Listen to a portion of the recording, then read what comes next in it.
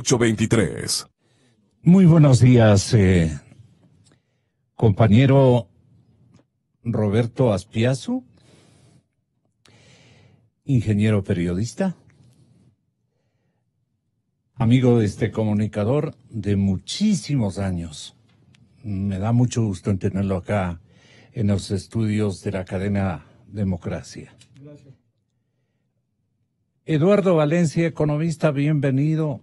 Los dos veedores, conjuntamente con mi estimado amigo y compadre León Roldós, en la ciudad de Guayaquil, veedores designados por el señor Contralor General del Estado, Pablo Celi, más que todo por la conciencia ciudadana. Ven en ustedes un andamiaje de virtudes, de experiencia, de conocimiento pleno de los asuntos macros en materia económica, especialmente comunicadores y orientadores de opinión pública permanentes y vigentes siempre. Eduardo Valencia, Roberto Aspiazu, León Roldós. La Contraloría ha presentado un segundo informe de deuda con responsabilidad penal para Rafael Correa. El hombre dice que es un pobrecito en el sentido de que nada conocido, todo se ha dado por obra de las circunstancias. Liora reniega y otorga o reparte responsabilidades a sus ex colaboradores, a sus íntimos y a los que le acompañaron en la desadministración del Estado ecuatoriano durante 10 años. A fuerza de un vigor estratégico del hombre empeñado siempre en engañarnos a todos y en atacarnos casi a todos. Hay muchos nuevos ricos en el Ecuador que se han canalizado justamente a través de su cooperación de una u otra manera con estas administraciones que fueron en turno con apoyo social y especialmente de las clases medias y de la clase popular. Como suelen decir en Quito, ignoritos de todo lo que ha ocurrido o venía ocurriendo.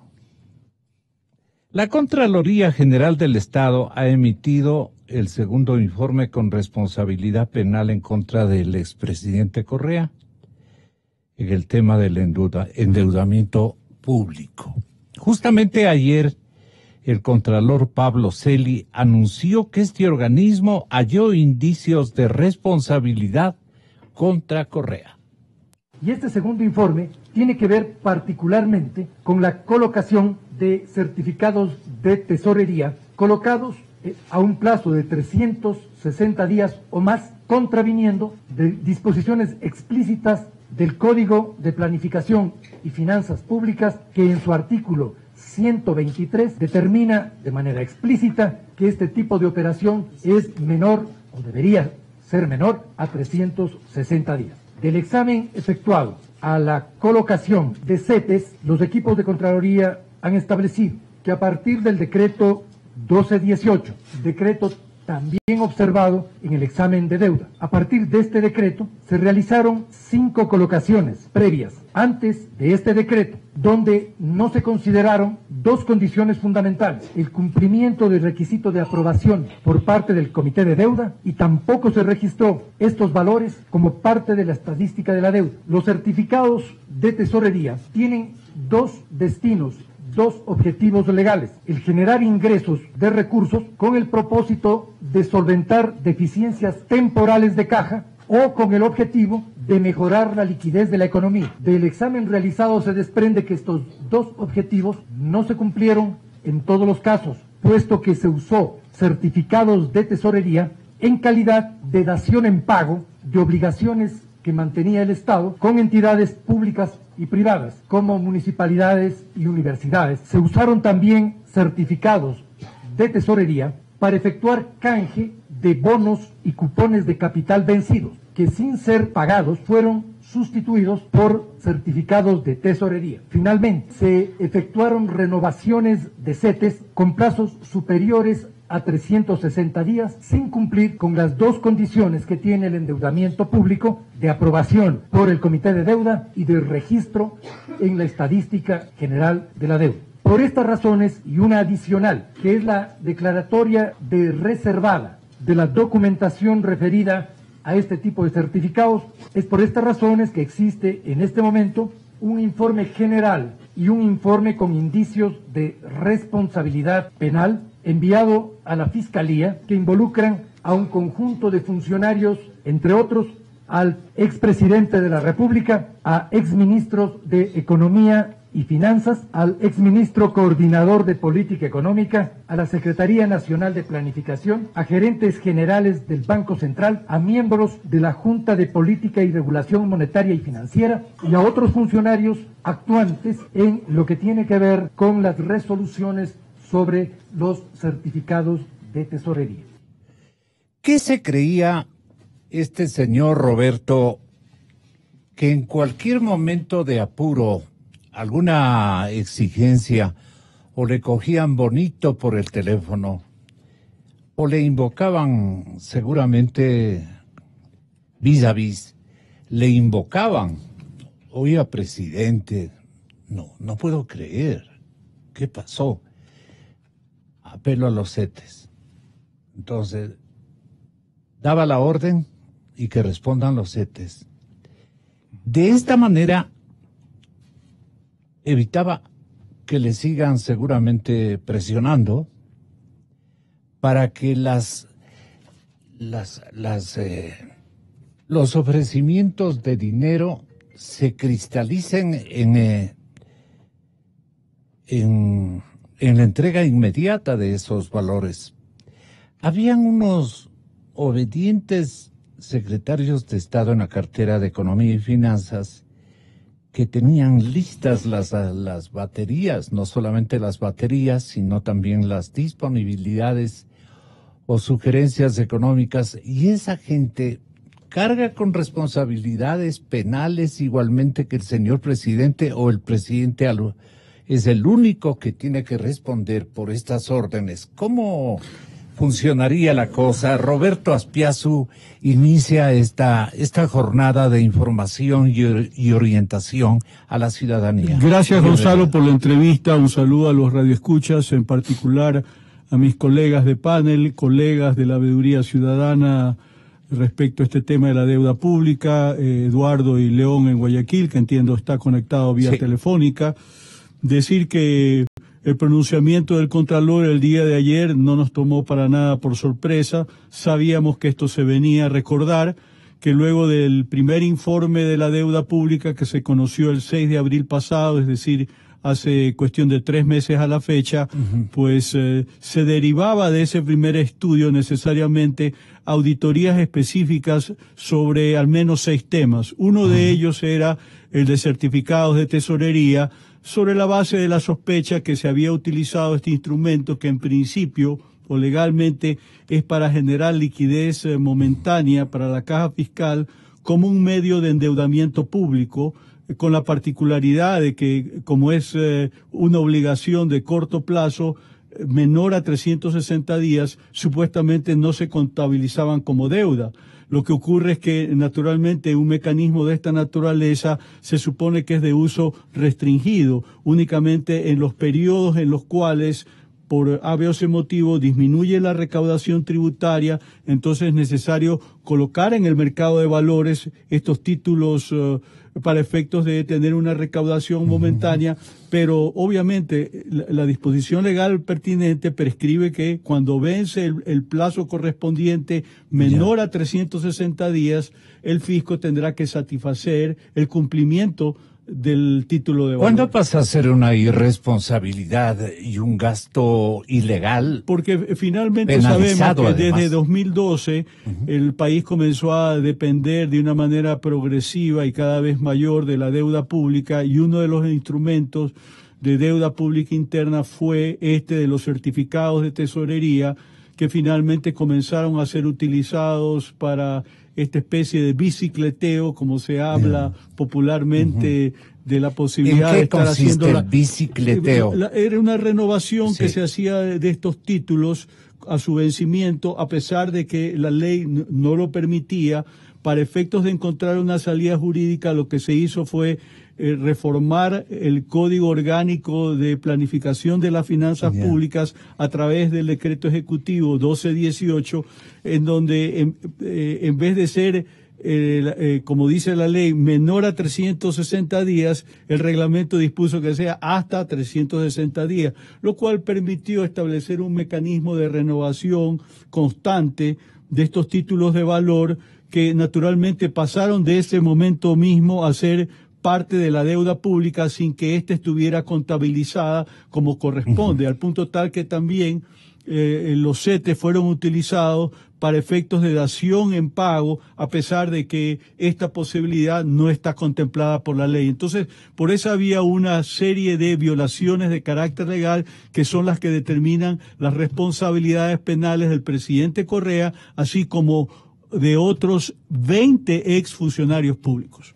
El tema es que los veedores saben perfectamente que las autoridades fiscales se dan cuenta que a mayo del 2018, señor abogado León Roldós, mi cordial bienvenida, le saludamos cordialmente.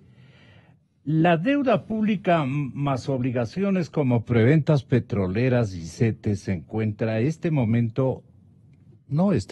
sino ya en mayo se encontraban en 58.265 millones, es decir, un 56% del Producto Interno Bruto.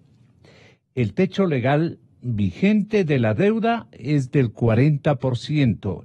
En la nueva ley de fomento se plantea eliminar ese techo y cambiarlo por leyes macrofiscales. ¿Qué es esto, abogado Roldós? Bienvenido, muy buenos días. Como veedor y como ciudadano, ¿usted está preocupado por este rubro, este abuso? Sí, muy gracias. Mi saludo a usted, Gonzalo, quien nos acompaña en el panel. Entiendo que está ahí Roberto Piazza, Eduardo Valencia, y a todos los que nos están escuchando por Radio Democracia. Mire, yo creo que el tema de la deuda y casos como los CETES son circunstancias que todavía no se tiene toda la información.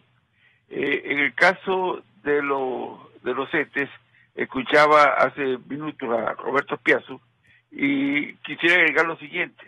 El tema es que no solo que los CETES en los países que existen, los certificados de tesorería, son solamente para manejar flujo de liquidez en el corto plazo, sino que en el caso puntual del Ecuador, lo usó el gobierno de Correa para pagar deudas.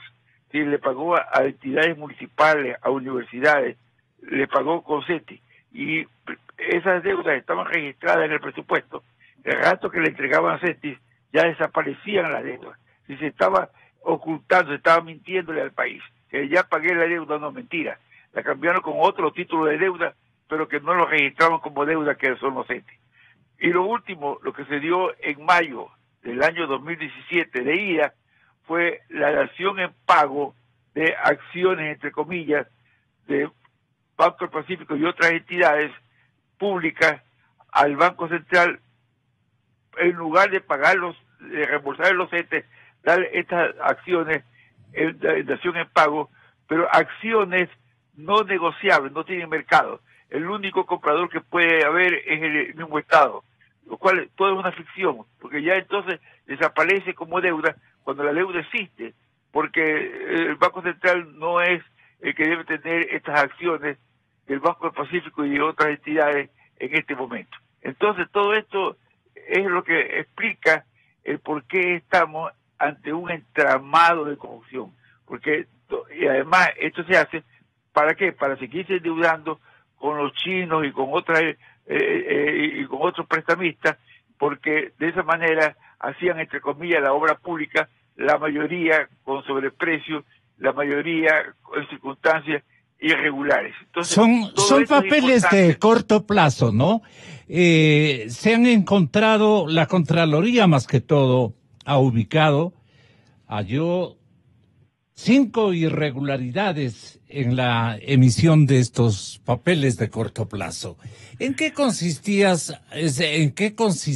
esta conversión y digamos, este abuso de poder y esta falta de carácter penal prohibida naturalmente por otro margen de leyes ecuatorianas? Pero lo que le quiero decir, León, es una cosa que en simultáneo diario El Expreso, todos los periódicos están informando el alto que quiere hacer el señor Contralor. Pero Finanzas, quiero informarle que sigue usando estos textos correístas para tomar fondos, por ejemplo, de Petroecuador. Entonces, la cosa como que sigue, y eso hay que considerar en una forma paralela también, que los textos correístas siguen siendo utilizados en este momento, y me gustaría que ustedes ejerciten una condena a ambas situaciones, a ambos escenarios, el de Correa y seguramente el vigente este momento antes de que entre la administración Moreno en conflictividades, ¿no? Que lo vayan a acusar. O en réplicas de parte de Correa decir, ustedes también están haciendo lo mismo con mis textos. No sé qué le parezca a usted, León. A ver, yo no conozco exactamente la instrumentación que se siguió para tomar dinero de las eléctricas. Si fue CETES, bueno, fue colocar para tomar liquidez. Ahora, en la ley esta que está sometida a objeciones o veto presidencial, ahí se establecen condiciones de transitoriedad. Ahora, yo creo que todo esto se puede esclarecer el rato que haya un plan económico que no lo existe. Sí, esta ley que puede tener cosas buenas, sin embargo, no constituye un plan económico. Y al no constituir un plan económico, vienen a ser son como varios parches que se están poniendo en la economía y se está echando para adelante, para año siguiente, se está echando el ajuste de la macropolítica. Entonces, yo creo que es importante de que el gobierno defina la macropolítica.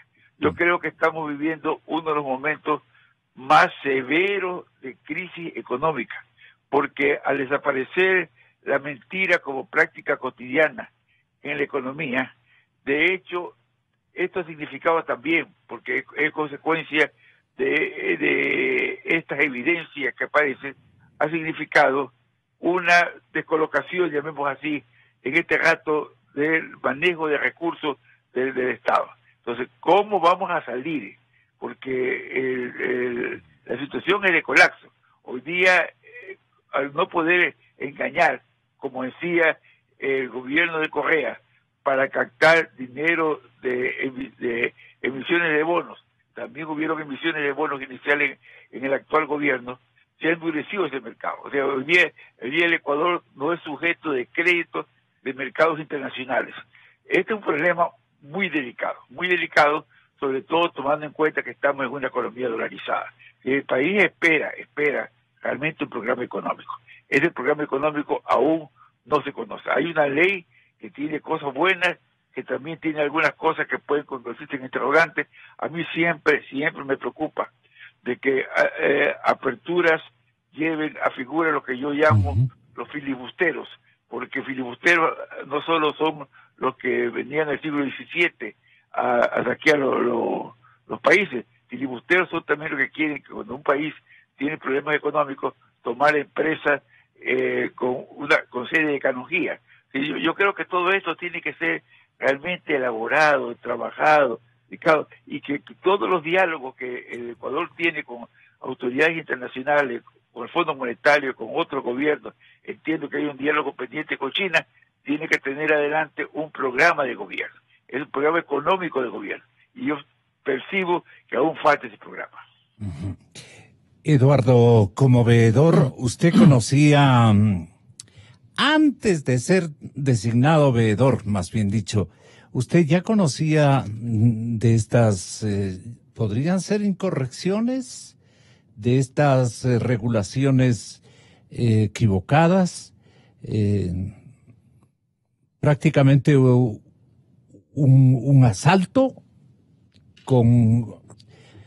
para cancelarlo en un futuro con enormes dificultades y a través de sendos mecanismos de desembolso y de convertibilidad de petróleo en dinero por todas las ventas que se ejercitaron también con estados chinos, con estados tailandeses, con organizaciones de petróleo de estas latitudes, con preventas petroleras para ser más exacto. La investigación, ¿hasta dónde llegaba de su parte y preocupación, naturalmente, economista? Eduardo Valencia. Gracias, Gonzalo, a usted por invitarme nuevamente. Un saludo especial a León, a Roberto, que me acompañan en este panel, que son colegas en la veeduría de la deuda, y que obviamente ahí adentro hemos desempeñado un papel importante porque el señor Contralor nos ha abierto la puerta para poder opinar y llevar estas inquietudes que usted mismo alude ahora, las investigaciones que cada uno ha hecho para aportar.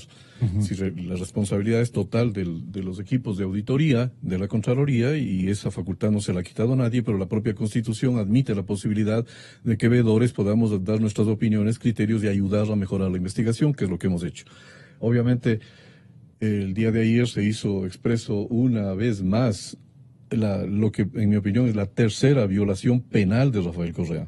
Porque en el primer informe al que se refirió el Contralor ayer, ya se había determinado en el mes de abril que habían 2 violaciones penales graves, la una por haber ocultado el tema de la deuda a través de decretos que se expidieron para que no se conozca, para seguirse endeudando, para seguir apareciendo de que la economía estaba bien manejada. Exactamente. En porcentajes del 27% cuando la deuda había superado ya el 60-65%. Y además porque se había maniobrado y se había quitado lo que disposiciones constitucionales y legales determinaban, que la deuda pública es la suma de todas las deudas de todas las entidades públicas, cosa que no admite ninguna interpretación, porque si la Constitución y la ley determinan que la deuda pública es la suma de todas las deudas de las entidades públicas completas, no había lugar a interpretar de ninguna manera que si esto se incluye, que si esto no se incluye, en fin. Todo eso está dicho y esas son violaciones penales. Políticamente, el presidente Correa de ese entonces creía que se iba a quedar en el poder unos 10 años más. Claro, es que ese era el tema. Y con una cosa adicional, o sea, él estaba seguro de que seguía siendo presidente, y como él nunca hizo una buena gestión económica, ni siquiera ética, porque no tenía concepción de la ética, él pensaba que ganando elecciones, comprando votos, controlando los consejos electorales, las entidades jurisdiccionales, como está probado que lo hizo, nadie lo iba a sancionar nunca, entonces se quedaban permanentemente. Exactamente. Pero dijo, y menciono lo de la ética, porque yo alguna vez dije aquí en este programa, tienen su propia ética, los revolucionarios del siglo XXI tienen su propia ética. Todo lo que a ellos hacen es ético, lo que hacen los demás es no ético. Es decir, si es que el presidente de la República utiliza a un juez para obtener $600,000 de un banco por una deuda que se supone que él tenía de $180, que me escuche bien la población que a veces no sabe estos detalles, sí, por una deuda supuesta de $180 que le quedó de remanente con el Banco Pichincha por una tarjeta, $180, se hizo pagar $600,000, $600,000, algo así como 3,000% más, que en ninguna parte del mundo un juez hubiera indemnizado a alguien que debe $180 por una tarjeta que le manden 600,000. Encima saca la plata y no paga impuestos. Menciono este caso, que es poco conocido y poco difundido en los medios, porque esa era la ética del presidente. Yo me saco la plata, obligo a los bancos a que me den estratosféricamente, y a mí nadie me puede juzgar porque yo soy Rafael Correa Delgado y soy del socialismo siglo XXI. Mando a secuestrar a un diputado de la República, o mando a sancionar y a que le destituyan. O me tomo la liquidez de una institución. Claro. en beneficio de mi prioridad, que yo considero que es la que se debe atender emergentemente. Un monarca absurdo y grotesco, pues, ¿no? Lo mínimo que se puede decir, lo mínimo que se puede decir. Voy a ser medio duro en este rato, no con mis propias palabras, sino porque yo le escuché aquí a Julio César Trujillo, porque la línea de pensamiento del país tiene que ir por ahí.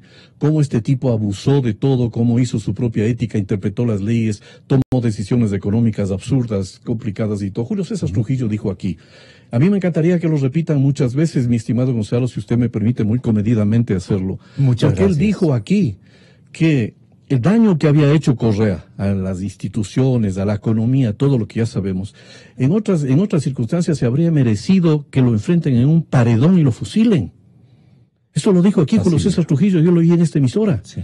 Porque realmente una persona que ha causado tanto daño, y voy a elaborar directamente el tema de la deuda. Porque obviamente a mí me encantaría decir muchas otras cosas respecto a la ética, porque yo al menos creo que en el momento en que una nación, una democracia, ya no se observa la ética por parte de uno u otro gobernante, estamos perdidos. Pero bueno, dicho lo cual, voy a exhibir un cuadro para que vea la gravedad y la magnitud del tema que nos ocupa. Ya mis colegas han hablado sobre lo que ayer dijo el Contralor, ellos saben tanto más que yo sobre el tema. León Roldós tuvo un papel muy proactivo en el tema de los CETES y de los plazos de 360 días y todo, que ahora ya está determinado, ya está en el juzgado. Esta es la tercera infracción penal que está en la Fiscalía. Y curiosamente la Fiscalía todavía no actúa cuando ya han pasado 90 días del examen anterior y todavía no hay una indagación ni una instrucción fiscal. Siguen investigando cuando ya la Contraloría había 9 meses investigado y ya no había necesidad de nada porque ya estaba establecido. Ahora bien, de alguna manera ustedes ilustraron al señor Contralor la existencia de estas distorsiones que venían prevaleciendo. Los veedores. Esta es obra de ustedes. Bueno, no solamente. Bueno, no creo que Pablo Celis se vaya a resentir, pero le dijeron, oye, Contralor, las cosas están funcionando de esta manera, ¿es lo que nos trata de hacer entender usted? Bueno, sí, es que los diálogos son para eso. Todos estamos pensando en el país. Y obviamente, por ejemplo, el día de ayer conversamos sobre eso con el Contralor, que tiene una mentalidad muy abierta, muy cooperativa, y obviamente al cabo de 90 días él mismo nos expresó, yo no me acordaba exactamente la fecha, pero él nos precisó que fue el 6 de abril cuando se presentó el informe, y han pasado 90 días, habían como 11 condiciones y de carácter obligatorio para que todos, la Fiscalía, el Ministerio de Finanzas y el presidente actual de la República, cumplan, y no lo han cumplido. Entonces ya se está haciendo una investigación especial para comunicar a los funcionarios públicos todo aquello que han violado. Pero déjeme decir una cosa porque esa es la parte donde yo puedo colaborar. Y tomando la expresión de León Roldós, que le acaba de decir y que yo la comparto totalmente, estamos al borde de un colapso. Me alegra que lo diga, porque cuando yo lo dije al principio me dijeron que estoy haciendo el juego al correísmo, que no entiendo bien la situación política del país y cosas, pero oyéndole a León Roldós y la autoridad moral que él tiene, y que comparta la opinión que yo tengo, la voy a corroborar ahora porque lamentablemente esa ley mal llamada de fomento productivo es la tercera ley que este gobierno expide en los 13 meses que lleva de gestión. A las 3 les ha llamado de fomento productivo y ninguna de ellas es de fomento productivo, y lamentablemente no veremos eso. Pero bueno, para ilustrar, para demostrar que realmente nosotros hablamos como tenemos la obligación de hacerlo, con investigaciones propias o tomando opiniones de expertos que están colaborando en este asunto. Aquí voy a exhibir un cuadro que yo le pido de favor a los colegas que me atiendan.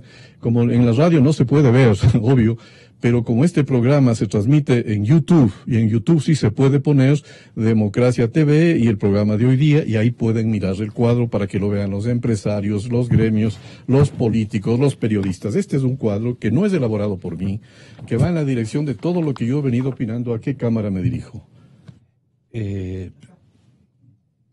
A esa cámara. Bueno, este cuadro establece las proyecciones de a cuánto va. Un poquito más al centro. Un poquito más al centro. A ver, está medio incómodo la cosa por el micrófono aquí, pero ahí, perdona que te... Este cuadro se llama Evolución de la proporción de la deuda pública respecto al Producto Interno Bruto, que como ustedes saben, se pasó ya del 40% que establecía la ley, se pasó del 40% hace rato. Seguimos hablando de deudas diferentes y no se hace caso a lo que la Contraloría dijo. Pero me voy a referir a este cuadro. Este cuadro dice que en el año 2018 el porcentaje de la deuda pública respecto al Producto Interno Bruto es del 58%. Dice ahí en la parte baja. Y hay 3 liñitas que van siempre ascendentes, que se refieren a 3 escenarios hechos por un experto en finanzas públicas, que no lo quiero mencionar ahora porque los derechos de autor hay que respetarlo. Ojalá la persona que estoy mencionando, que es un gran amigo y que yo lo respeto mucho y por eso lo traigo a colación, que venga y que explique y que diga lo que él ha hecho, porque yo lo he dicho de otra manera. Esta es más gráfica, es más clarita. Lo que dice es que con cualquiera de los escenarios, por favor escúchenme bien, en cualquiera de los escenarios de política económica que se adopten a partir de ahora, es decir, a partir del 2018, el escenario de la ley de fomento, lo ha dicho León y lo corroboro yo, es un escenario tímido, absolutamente light, o sea, ligero, superficial. Pero en este escenario pone que la curva de arriba, que es la más alta, si es que no se hace nada y seguimos en esta tendencia, si no se hiciera nada y seguimos con la política del correísmo, que por lo que León dice y yo digo, parecería que estamos en ese escenario de no hacer mucho, y por tanto esa curva seguiría subiendo. Como ustedes ven, la pendiente de esa curva significaría que en el año 2021 la deuda estaría en el 70%, subiendo del 58 al 70 al finalizar el año de gobierno, el periodo de gobierno del presidente Moreno. ¿Eso qué significa? Significa que no va a disminuir la deuda con los programas económicos porque son tan superficiales que no va a disminuir la proporción de la deuda. Así de clarito. ¿Y de esto toma conciencia el señor presidente Moreno? Esto es lo que no sé. En el segundo escenario, que es haciendo un poquito más, una cosa un poco más de fondo, dice que en el año 2021 estaría más alta que la de ahora, en el 64%. Y que si se tomaran medidas muy radicales, esta es trabajo de un gran economista, si se tomaran medidas más radicales, más profundas, en el año 2021 la deuda estaría en el 63%. Es decir, continuará subiendo en cualquiera de los escenarios. Se haga lo que se haga. Esto determina 2 cosas graves: la profundidad del daño hecho por Correa a la economía, sobre todo en materia de deuda, que es algo brutal y que no tiene salvación, y por tanto tendrá que responder al país. ¿Cuáles son tus preocupaciones, Roberto? Realmente yo veo que ha habido un punto de inflexión recientemente en la gestión económica del gobierno nacional con el nombramiento del ministro Richard Martínez, y yo por lo menos tengo una visión un tanto más optimista porque es un buen comienzo el hecho de que por lo menos ahora comencemos a reformular los paradigmas que antes estaban cifrados en un modelo de desarrollo basado en el gasto público intensivo. No se están repitiendo... En uno en donde prevalezca de una manera u otra la inversión de ámbito privado. Evidentemente estamos en un periodo de transición y la conversión no se va a dar de la noche a la mañana, y es indiscutible, y esto lo dijo recientemente el Fondo Monetario Internacional, los 2 problemas principales del Ecuador son déficit fiscal y deuda pública, que están relacionadas entre sí indiscutiblemente. Entonces ahora lo que toca es tener un programa por primera vez, porque esto no ha habido antes, que verdaderamente vaya dimensionando la capacidad de gasto público a las verdaderas realidades de los ingresos, que no dependa tanto de la deuda, pero reitero, esto tampoco lo vamos a recomponer de la noche a la mañana. Esto es un proceso de transición y naturalmente... ¿En qué consistiría ese proceso, Roberto? Tiene que haber un recorte del gasto público. Se habla que este año va a ser en el orden de $1.000 millones, pero buena parte de eso va a corresponder a presupuesto de inversión y no necesariamente, como muchos esperan, al recorte de empleados públicos. En la actualidad, según información que nos dio recientemente el ministro Martínez, hay 490.000 empleados públicos, por lo menos los que están adscritos a la función ejecutiva, a los distintos ministerios de Estado. De esos 140.000 tienen contratos de carácter temporal. De hecho, muchos de ellos están relacionados a educación, salud, seguridad, no pueden ser votados, pero evidentemente de ahí van a tener que, por decirlo en sentido figurado, quitar grasa, y esperan que por lo menos habrá un recorte de unos 30.000 funcionarios públicos, siempre con la expectativa de que evidentemente el sector privado se empieza a dinamizar y puede absorber de alguna manera una parte de esa masa laboral que evidentemente va a quedar en situación de desempleo. Pero no son curaciones muy leves, muy no tan trascendentes cuantitativamente hablando en términos de resultados. El programa económico por ahora apunta a hacer un recorte del déficit corriente, que esté en el orden de 6% del Producto Interno Bruto a 1% anual, de forma tal que hasta el término de este gobierno estará en teoría en 3%. Todo esto naturalmente dentro de la expectativa de cómo puede reaccionar el sector privado al nuevo escenario, si es que se van a dar las inversiones que de alguna manera se están promoviendo desde el gobierno y que entiendo yo hay efectivamente interés de hacerlo, porque de ello va a depender mucho la expectativa de crecimiento económico. Este año, evidentemente, la tendencia es hacer un recálculo hacia la baja, pero mal o bien, pues se espera que crezcamos alrededor del 2%. Confiemos que el año venidero el país pueda crecer algo más.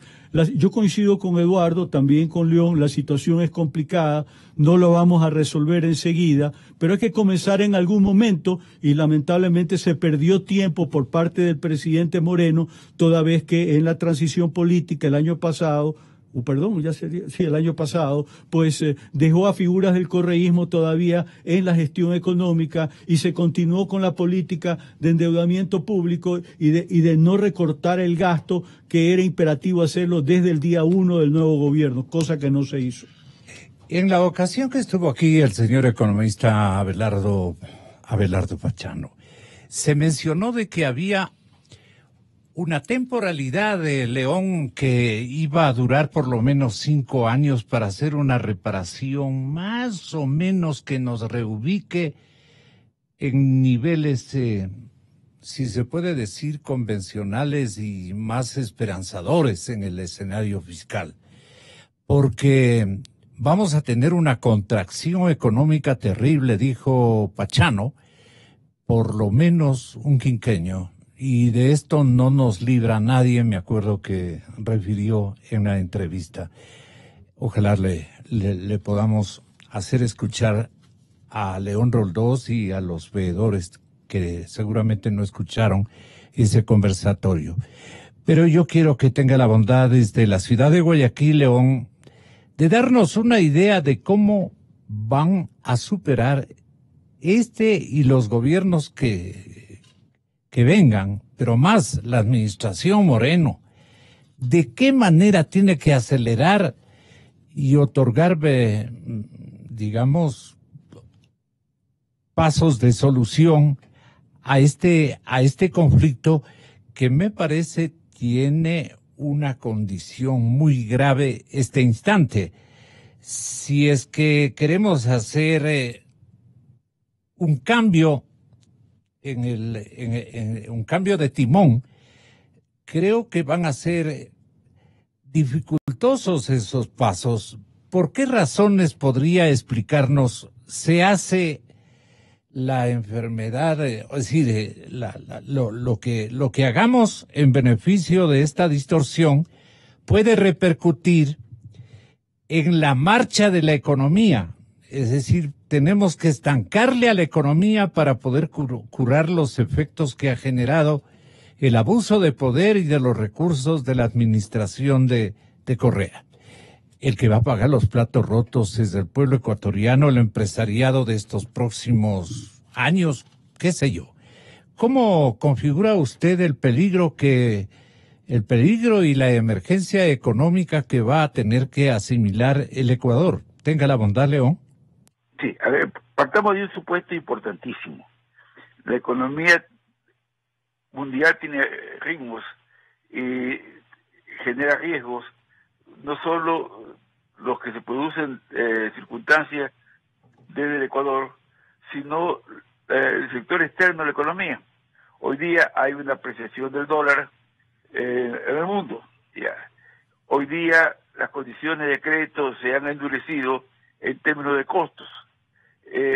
Y el Ecuador, post Correa, al sincerar cifras y un manejo equivocado que hubo en los 2 primeros ministro de Economía y Finanzas, llevó a que el Ecuador pierda presencia en los mercados internacionales. O sea, hubieron emisiones que en la expectativa conceptual de que el Ecuador ya no estaba en el correato, tuvieron respuestas, diría, interesantes, menos costosas que en el correato, pero ese cuarto de hora ya pasó. Sí, yo creo que hubo una decisión correcta de Richard Martínez, no vamos a salir a demandar dinero al mercado. Tenemos que trabajar con las fuentes que nos puedan dar dinero que no sea en el mercado, que no sea colocación de títulos en el mercado internacional.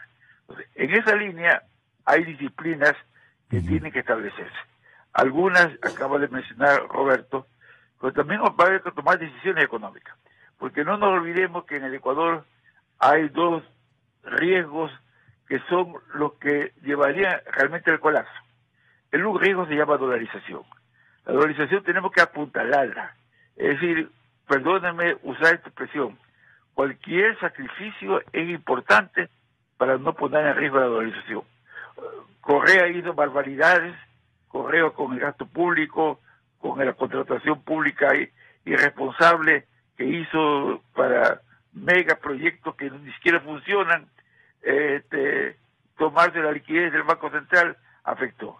Entonces necesitamos eso salvar. Necesitamos salvar la seguridad social en el Ecuador. Esos dos puntales son fundamentales. Ahora, ¿qué tenemos que hacer? Intentar generar ahorro interno. Parte del ahorro interno, por ejemplo, se ha dicho, sería ver qué pasa con los subsidios. Los subsidios, si se mantienen o no se mantienen, ¿cuál es el impacto de no mantener subsidios? ¿Quiénes son los actuales beneficiarios del subsidio? Por ejemplo, en el diésel es conocido, yo diría público y notorio, de que hay toda una comercialización ilícita del diésel. En alta mar se sacan tanqueros de diésel. Entonces, yo creo que todo esto tiene que ser decidido. Lo malo es que estamos contra el tiempo, es decir, este es un país que hoy día vive contra el tiempo. De ahí que yo estoy de acuerdo que haya medidas transitorias, de ahí que estoy de acuerdo que haya medidas emergentes, pero rescatando siempre la perspectiva, y es a lo que se refiere Eduardo Valencia. ¿Con qué medidas transitorias usted está de acuerdo? Sí, medidas transitorias, pero rescatando, acabo de usar una expresión, rescatando la perspectiva del futuro, porque lo peor que puede pasar, que ha pasado en otros países, que inclusive pasó con el correato en algunos sectores, es que se tomen medidas sin pensar cuáles son las consecuencias futuras de las medidas que se toman. Y entonces, más temprano que tarde, vamos a tener problemas más graves que lo que tenemos hoy día. Entonces, ahí este es el gran desafío. Digamos, lo que pasó con la convertibilidad en Argentina, por ejemplo, lo que está pasando con Macri en Argentina, todo esto son experiencias que no tenemos que verlas como ajenas, sino como riesgos propios. Lo que pasó en Grecia. Entonces, todo esto país tiene que ver toda una capacidad de análisis contra el tiempo. El tiempo nos ahoga, nos asfixia el tiempo en este rato. Y esto para mí es fundamental. Y en ese segmento es importante recuperar lo que se nos robaron. Porque en alguna parte está lo que se nos robaron. Perdóneme. Exactamente. Esto es fundamental. ¿Y dónde está lo robado? Sin eso no hay valor ético. ¿Por qué no ubicamos dónde está lo robado? Sí. Bueno, yo creo ¿No que... es una tarea urgente, emergente de parte de la administración Moreno ubicar lo robado? Así es, porque es lo que le da valor ético a cualquier decisión. Todo lo demás suena a que... Palabrería. Nos preparó el nudo Correa y nos estrangulan con Moreno. Eso no puede ser. Tiene que haber claridad en que vamos a recuperar lo robado. Y admitir que tiene que haber transitoriedades, pero las transitoriedades con una perspectiva a largo plazo. Lo que no cabe es transitoriedades. Voy a repetir lo que dije hace unos minutos, porque se habla de alianzas público y privadas, yo estoy de acuerdo, se habla de abrir al sector privado, ya lo quiso hacer, acuérdense, Correa mismo lo quiso hacer. Pero todo eso tiene que ser evitando filibusterismos en el siglo XXI. Entonces, si el presidente Moreno, economista Valencia, le dice al Ecuador y a los analistas conocedores naturalmente a fondo como usted y como mis otros invitados de esta coyuntura, les dice, a ver, pero denme una receta concreta. ¿Qué es lo que yo debo hacer en este momento? Ya conocemos el diagnóstico, ya conocemos los peligros que vienen, los riesgos que estamos corriendo, ya conocemos de los desafíos que tenemos que atender, pero denme la fórmula ustedes también, para yo disponer si veo conveniente para el interés nacional. Pero aquí estamos dando largas y largas y largas. Yo no veo una medida así, un gran decreto, una gran reforma legal o una gran investigación, por ejemplo, que pueda conectarme con un presidente actuante, protagónico, para ponerle solución a este problema. Y si nos dejamos llevar por la corriente, yo creo que a la vuelta de unos pocos meses, la propia administración Moreno puede estar colapsando en materia económica. ¿Qué le parece a usted, economista Valencia, lo que yo digo?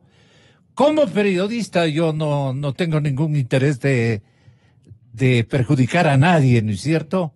Y considero muchísimo el esfuerzo que está haciendo el señor presidente de la República. Y reniego profundamente de lo que dejó haciendo Correa. Reniego profundamente. Pero así no piensa toda la gente. Así no piensan incluso los mismos empresarios, los mismos analistas, los mismos políticos, los cuadros ciudadanos más sobresalientes en el conocimiento de la política económica. No reaccionan así. Todo el mundo está endulzado, no sé en qué. Tenga la bondad, Eduardo. ¿Cómo no, Gonzalo? De las palabras de León se desprende una cosa que yo le he dicho de otra manera. Lo vengo advirtiendo desde hace buen rato. Si es que para una situación tan grave no se hace el diagnóstico adecuado, no se transparenta tanto que el país no conoce, por ejemplo, lo que el Fondo Monetario Internacional ha dicho. No lo han develado, no lo dicen. Lo de la deuda siguen manejando sus propias cifras a su acomodo y, por desgracia, lo he dicho de otra manera lo que León está estableciendo este rato. Si el remedio que se va a dar no corresponde a la gravedad, a la intensidad del tema, el remedio puede ser peor que la enfermedad. Y si el remedio es peor que la enfermedad, en pocas semanas o meses la sociedad ecuatoriana se estará yendo contra el responsable de no haber tomado las medidas con la profundidad que el caso requiere. Y esto es grave porque, lo he dicho de una forma metafórica, el caso ecuatoriano es igual que si un paciente va a la clínica con un tumor maligno que en la cavidad craneal está en 10 centímetros, y el médico que le interviene sale del quirófano y le dice, señor, ya le extraje la quinta parte. Le saqué el 20%. Entonces significa que le dejó el 80% de la malignidad. Esto es lo que estamos hablando. Una cosa tibia, superficial, pero le dejó el 80% de la malignidad. ¿Qué significa? Que después de 2 semanas, después de 2 meses, habrá que necesidad de sacarle otro 20% y después otro 20%. Plantee una macrocirugía adecuada, economista, ya. Sí. Por supuesto que sí, es que lo vengo diciendo de diversas maneras. Obviamente, a ver, ha dicho algunas ¿en qué cosas, consiste el remedio? Para mí, en mi opinión, si es que la causa del problema es un déficit fiscal inmanejable, permítame decirle, Roberto, que el déficit fiscal dicho por las propias autoridades no es del 6%, va a ser del 8%. Y aspiran a corregir el déficit primario, que son solamente ingresos corrientes menos gastos corrientes, el primario. Pero dejan enteramente todo el pago de los intereses de la deuda, que es brutal. Es decir, no toman en cuenta lo que se llama el déficit global.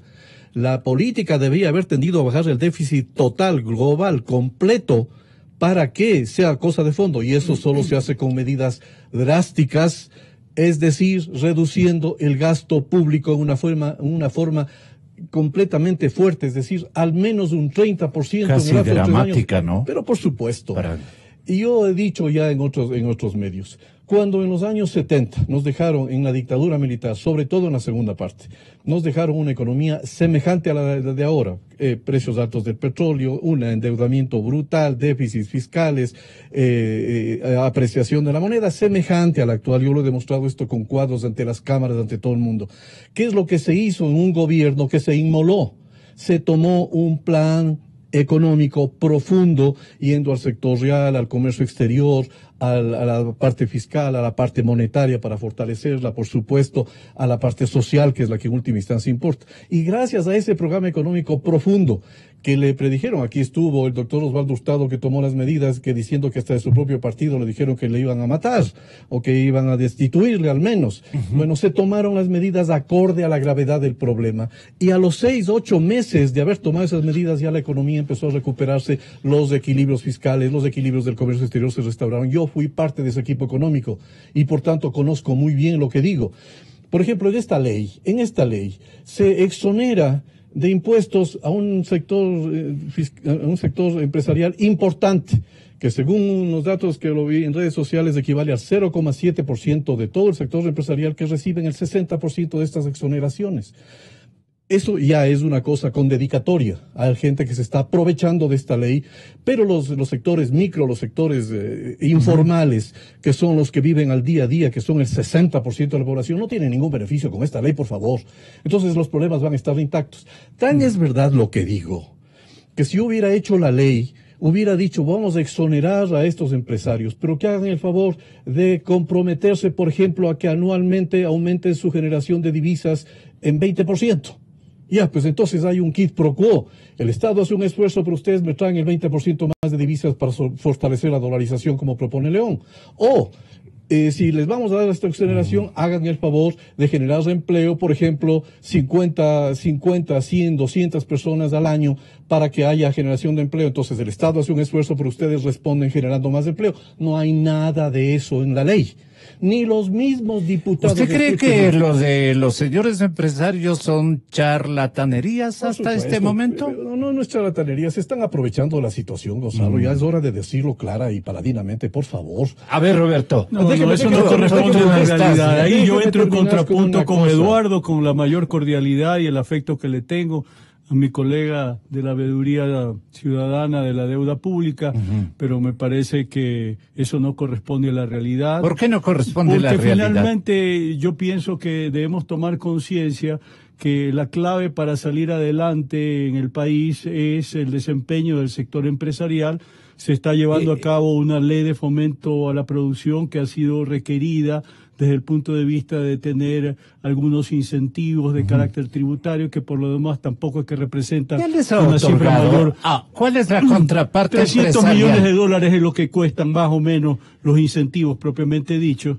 Entonces, sencillamente esto es una señal en la cual naturalmente 1.400 millones de dólares dice que pierde la caja fiscal en recaudación tributaria que le debían. Pero eso se está seguramente contabilizando temas relacionados a la remisión tributaria, que eso lo estoy dejando al margen y como para pero hacer eran un análisis activos financieros del Estado. No, porque finalmente esos son contenciosos de carácter tributario que tienen que resolverse en instancias legales, que por la vía de la ley puede el sujeto tributario, que es parte del contencioso de la determinación tributaria del SRI, hacer el pago para efectos de ahorrarse hacia el futuro ante la eventualidad de un fallo jurídico negativo, el pago de recargos y multas. Más o menos ese es el esquema que está planteado. Ahora, yo tampoco quiero ser tan tremendista respecto a que prácticamente aquí ya el país está colapsado y no hay nada que hacer y hay que adoptar medidas absolutamente draconianas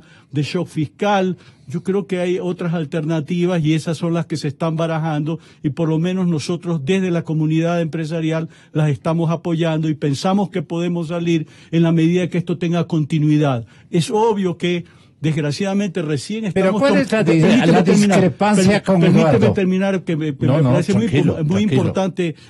Yo creo que es fundamental tener presente de que estamos en un momento en el cual estamos aclarando la cifra. O sea, el Ministerio de Economía y Finanzas ni siquiera tiene claro cuánto le debe por IVA no reembolsado a universidades, a municipios, para dar una pauta y, por supuesto, volviendo al motivo original de este panel, lo de los CETES, primera vez que sabemos cuántos CETES hay.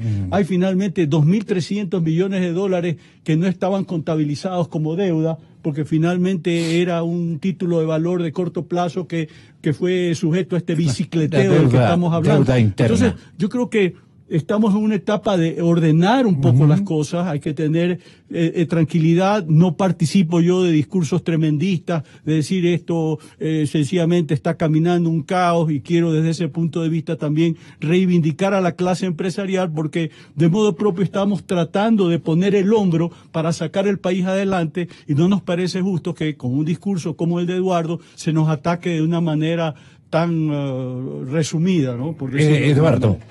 A ver, para aclarar el tema a fondo, primero que yo le hago una invocación muy sincera. Yo le he pedido a usted siempre a través del señor Márquez de que cuando me invite a su programa, ojalá no me invite a un panel con nadie, porque detesto tener que entrar en discrepancias como la actual con Roberto. Pero las cosas se hacen polemizando, conversando, dialogando, tanto, enfrentando no me gusta escenarios. Que, por ejemplo, él piense que yo estoy yéndome contra la clase empresarial o cosas. Me estoy yendo contra las leyes, me estoy yendo contra lo que está pasando, y a la timidez con que el tema se hace. Y además he dicho claramente que mi humilde opinión, es humilde porque es una sola, si no la comparte. ¿Usted no registra aportes de la empresa privada a este momento, por lo menos declamativamente? Elaboré, por ejemplo, de que no están puesto lo que debía haber sido la contraparte. Yo le doy un beneficio a usted, señor, usted colabore con el país. Esto lo dije claramente. Claro. Y eso me parece a mí una cosa muy sensata, de que al menos en la ley se debe haber puesto cuánto más van a generar de empleo, cuánto más van a generar de divisas, que es lo que el país necesita urgentemente.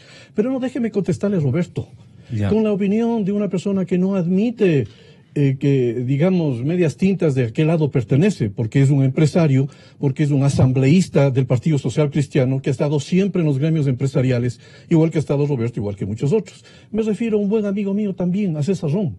César Ron es diputado del Partido Social Cristiano, y el día de ayer, en la noche, tipo 10 de la noche, le oí en el programa de la chica Arteaga, en Telesucesos, que se llama Enfoques, que le entrevistó a César Ron. Y si el propio César Ron dijo lo que voy a decir, que esto de las exoneraciones de impuestos no van a servir, ni los empresarios van a generar más empleo, ni va a haber más inversión. Estoy mencionando la fuente, estoy diciendo el discurso literal. César Ron dijo que estas exoneraciones de impuestos no van a hacer traer más inversión a los empresarios, que la única manera de traer más inversión es cuando el ambiente global mejora, cuando hay más certidumbre y cuando hay seguridad jurídica. Si un empresario, si un diputado no cree que la propia ley que acaban de aprobar del Partido Social Cristiano va a solucionar el problema, entonces si ellos no creen, ¿quién cree? Pues entonces por eso digo yo elaboro algo más que no dijo él. Evidentemente, aquí si no hay condicionamientos para que pongan la contraparte de reactivar el sector real, lo que va a pasar es que van a tener más utilidades del alto grupo de empresarios del país, que dicho sea de paso, el otro ministro que también fomenta fantasías, no me quiero referir a nadie, por Dios, no me interesa. Pero dice que hay 6.000 millones, que van a venir 8.000 millones. Una cifra se puede decir cualquiera, Correa decía todos los días. Eso es una manera de engañar al país, de que van a venir en 2, 3 años 9.000 millones de dólares y todo se va. No es verdad, porque no tiene sustento. ¿Sabe por qué? Porque al principio dijo que era inversión extranjera. Ahora aclara que no es inversión extranjera, entonces no van a venir divisas frescas. Que se trata de empresarios nacionales, que van a ponerse la plata. ¿Sabe cuáles son esos empresarios nacionales que están recibiendo los subsidios? Del sector petrolero, fundamentalmente. Fernando Villavicencio demostró que al menos en esta ley, esas empresas petroleras que están llamadas para traer recursos externos al país, no le van a sacar 900 millones de dólares al fisco.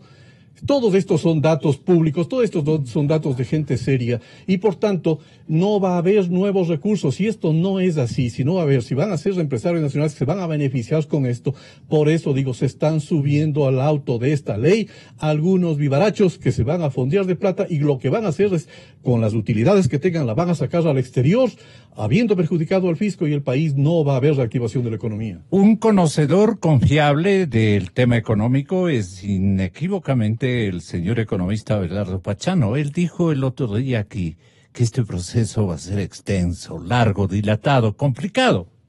Y este va a ser un proceso muy largo, Gonzalo, ruidoso, porque la descomposición acumulada a lo largo de 10 años, con un modelo que tiene una, yo diría, inflexibilidad particular por el tema de la dolarización, no puede corregir los daños, los desequilibrios, los desperfectos que tiene la economía en el corto plazo. La economía no puede seguir sosteniendo un Estado que represente el 40% de toda la comunidad. Se han tomado los ahorros públicos, se han tomado los ahorros privados. Tenemos un problema de una dimensión que no puede resolverse en 1, en 2, en 3 años. Si nosotros queremos regresar a un Estado que sea compatible con la capacidad de pago de los ecuatorianos, con la capacidad de generación de riqueza y de producción de los ecuatorianos, nosotros tenemos que reducir de lo que hoy tenemos en gastos más o menos 10.000 millones de dólares. Y eso significa, para que nos demos cuenta del tamaño del problema, el rol completo del gobierno nacional. Y en ese plano necesitamos un tiempo que va a ser bastante largo. Bastante largo. Roberto, el otro día, hace muy pocas horas, vi que entraban como agentes traviesos, medios en actitud vergonzante, algunos dirigentes empresariales al despacho del señor presidente de la República. Constataron, habían tomas de eso. Desde luego, ¿qué están preparando? Es la interrogante. Yo no he sabido de eso. Sí, estaba Alarcón, estaba... Pero yo no he sabido de eso y decirte que no hay razón para entrar con actitud vergonzante a hablar con el presidente de la República, porque finalmente... Pero eran unas correteaditas medias extrañas. No cabe la suspicacia, Gonzalo, en realidad. Muchas veces advierto que en el discurso, en el análisis, hay mucha carga de prejuicio a la representación que nosotros tenemos y siempre hay el enfoque relacionado a que, por ejemplo, una iniciativa legal de esta naturaleza es solamente para los grandes empresarios y en realidad son enfoques mucho más amplios y hay que ver siempre la situación económica. ¿En dónde radica la amplitud? En función de un encadenamiento de todas las actividades. El mediano, el pequeño dependen del grande y finalmente ahí hay un ecosistema que necesita condiciones para permitir sacar el país adelante, pero no estar todo el tiempo con este discurso de vernos a nosotros como que somos los parias, más allá que entre los sectores de la sociedad organizados, nosotros sí le plantamos cara a Correa durante los 10 años de su ejercicio, diciéndole que estaba haciendo malas cosas, hasta ahora que estamos abocados a una circunstancia en la cual naturalmente hay espacio para entrar con discursos tremendistas. No, es que se amilanaron los empresarios, porque de lo contrario... ¿Amilanaron? ¿O acaso personas como yo no fuimos sujetos a retaliaciones de parte del correísmo en su momento? ¿Tú sí? Yo sí, y otros también, no solamente yo. Otra gente identificada con el sector empresarial también fue perseguida. ¿Y qué decían ustedes a Correa? Yo no le decía nada a Correa, sino a través de los medios de comunicación colectiva, y tuve oportunidad de decirle hasta de qué se iba a morir. Y desde el primer momento que él se posicionó, sabía que no iba a traer nada bueno para el pueblo ecuatoriano, y siempre lo dije a través de los espacios que he tenido, a través de los medios a los cuales me he pertenecido durante larga data como periodista en ejercicio tantos años. ¿Qué me contestarías a este objetivo de un cerebro bastante dañado, enemigo acérrimo de la moneda que está vigente en nuestra economía? Quería llevarnos al desajuste global para aprovecharse de eso, asegurando una nueva reelección. Quería quitarnos incluso la divisa. Siempre fue una paradoja mayor que, estando dolarizados, él siempre maneje académicamente un discurso contra la dolarización. Y más aún, adopte una política económica contraria al hecho mismo que, estando dolarizado, la economía tenía que ser más abierta de lo que fue durante los años de correísmo, en donde se abusó de medidas de restricción comercial, de la aplicación de reformas tributarias, elevando consistentemente el costo del aparato productivo, haciéndole perder competitividad ante mercados internacionales. Es decir, fue toda una secuela en realidad de hacer las cosas mal y ahora estamos pagando la factura. El proceso largo no creo que asimile la comunidad nacional. Es que es inevitable, la situación económica seguramente no se va a componer en el trienio que le queda al presidente Moreno de ejercicio gubernamental y será necesario un par de años más si las cosas se hacen bien verdaderamente para llegar a un nivel de estabilidad que nos permita, por ejemplo, lograr indicadores como el tener una deuda pública por debajo del 40%. Mi temor, Roberto, querido, mi temor es de que las nuevas generaciones de ecuatorianos se fusionen con la narcoeconomía en el desespero de no encontrar a través de sus propios medios productivos, de sus propias instancias emprendedoras, no encuentre una respuesta de trabajo saludable, bueno, benigno. Ese es mi mayor temor. Bueno, siempre hay ese riesgo. Estamos viendo lo que ha sucedido en la frontera norte hace cuestión de un par de meses. Todavía es un tema que no termina de ser procesado. Sin duda ahí hay un riesgo inminente que puede degenerar. Pero por otra la parte, narcoeconomía está presente en nuestros escenarios. Quiero ser optimista. Toda mi vida Aquí no en la he esquina. sido, en términos de que de una manera u otra Ecuador es un país que tiene una capacidad de respuesta. Si las cosas se empiezan a hacer bien, yo no dudo que esto va a empezar a convalecer. Esa es mi previsión. Y insisto, no seamos tan tremendistas. Ya. Esto tampoco es el apocalipsis. No es el apocalipsis, Eduardo. No sea tremendista. Eso es lo que más o menos colijo de esto. Con eso terminamos. ¿Cómo replica usted esta circunstancia? ¿Cómo podemos ser realistas frente a equívocos, frente a una ausencia de un plan económico que pueda señalarnos el camino, ¿no? Y estimularnos en las actividades productivas y de inversiones? Las personas que tienen ese rango, los emprendedores, los empresarios, el sistema financiero inclusive. Con palabras de Abelardo Pachano, como dice, este va a ser, realísticamente, este va a ser un proceso dilatado, largo, tenemos que tener paciencia, esto no se va a arreglar de la noche a la mañana. ¿Ahí qué cabe? Cuando uno está frente a los micrófonos, es decir, frente a la ciudadanía, no cabe otra actitud que decir la verdad. Yo por lo menos eso es lo que he practicado toda mi vida. Les guste o no les guste, lo encuentren de una manera u otra. ¿Cuál es la verdad suya? La verdad es lo que hace un paciente cuando va al médico, y acabo de poner una metáfora del tumor maligno. Ya. El médico no le puede decir, señor, seamos optimistas, siga nomás farreándose, siga nomás gastando, siga nomás beneficiando a un grupo, siga nomás así, sea optimista, por favor, que después de 6 meses va a mejorar, le dan, como dice Guillermo Lazo, paracetamol a cada rato, y pequeñas cositas y todo lo demás. Y resulta que la enfermedad se va agravando, como de hecho en este primer año ya se ha agravado más. Lo que nos dejó Correa fue malo, espantoso, y este primer año ahora es mucho más grave y mucho más espantoso. Entonces, los médicos, ¿qué es lo que hacen? Lo que ustedes llaman ser realista. Aquí no es cuestión de optimismo o pesimismo, sino que se corrige o no se corrige el problema. Cuando yo estudié matemáticas en la escuela, álgebra en el colegio, si no uno no tiene todos los elementos del problema, no puede resolver el problema. Nos falta un líder, entonces. Era evidente, tan es así. ¿Para usted es Guillermo Lazo? Yo le apoyé a Guillermo Lazo en las últimas elecciones, claro, clara y paradinamente, como muchos sectores sociales le apoyamos. ¿Usted cree que es el hombre para esta coyuntura? Al menos en este momento sí no veo otro. Pero déjeme decir la parte fundamental. Pero entonces ahí hay un interés político también. No. Político no. Yo nunca he tenido intereses políticos. Cuando le visité al presidente actual y tuvo la gentileza de invitarme a Guayaquil, yo se lo dije que yo actuaba desinteresadamente. Yo también se lo dije. Y también se lo dije a Guillermo. Nunca le pedí nada. Yo también se lo dije. Ok, chévere. Entonces tenemos la postura ética de nunca haber tenido ningún interés personal. Claro. Entre las cosas que critico ahora es de que hay gente que se está beneficiando. Por ejemplo, he dicho muchas veces que aquí lo que se requiere es una junta de médicos. Fíjese el símil que he hecho, la metáfora que continúo utilizando. Aquí no es una cuestión de que se nombre a un ministro de la producción porque el hombre sabe mucho de defender a sus intereses, ni faltaba más, y es un muy buen empresario, muy buen líder empresarial. Pero yo no le conozco dentro de la playa de economistas al ministro Martínez. Ya. No le he oído nunca como un economista destacado. Sí, como un empresario destacado y como líder ahí, ok. Entonces el tema ¿Y Campana? lo que habría sucedido.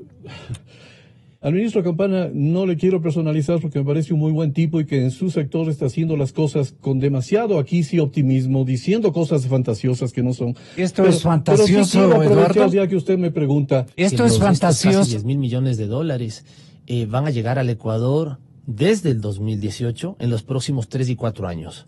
Por ejemplo, No es de golpe. no es de golpe. Es el próximo mes. No, son plantas industriales, son proyectos inmobiliarios, son incrementar la capacidad productora para exportación. El sector exportador está invirtiendo alrededor de 1.200 millones.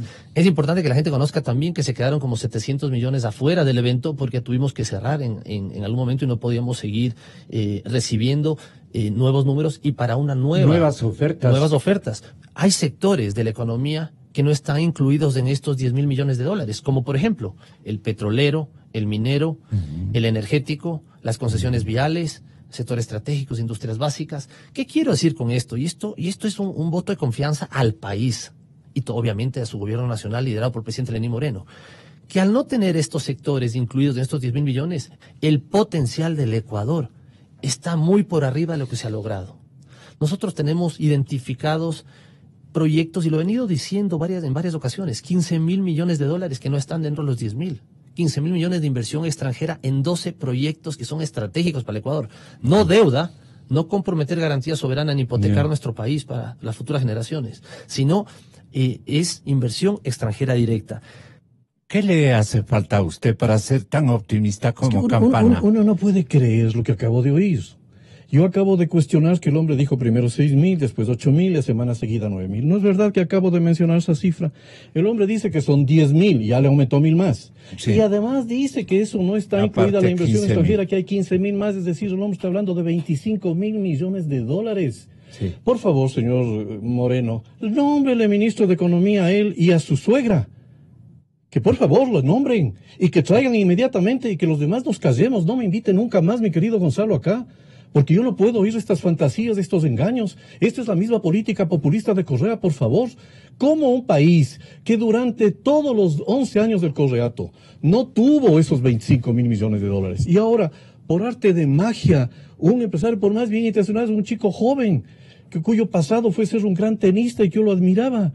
Y ahora que vengan a decir que va a haber 25.000 millones de dólares. Roberto Aspiazu, no me inviten nunca más a ninguna cosa de economía. Yo ya no hablo, que hable él y que no sé. Yo lo que terminaría diciendo es que dentro de la política pública de gestión económica es fundamental, inclusive para efectos de fortalecer el modelo de dolarización, lograr un mayor volumen de inversión extranjera en el país.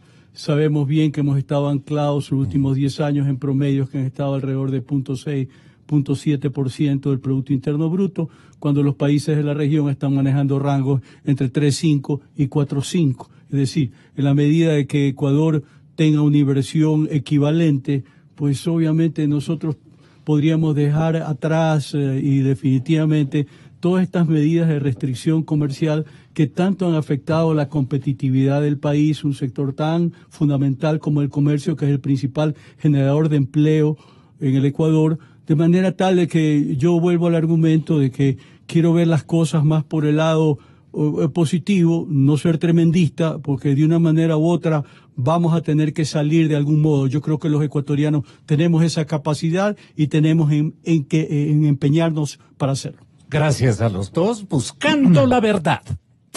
Gonzalo Rosero.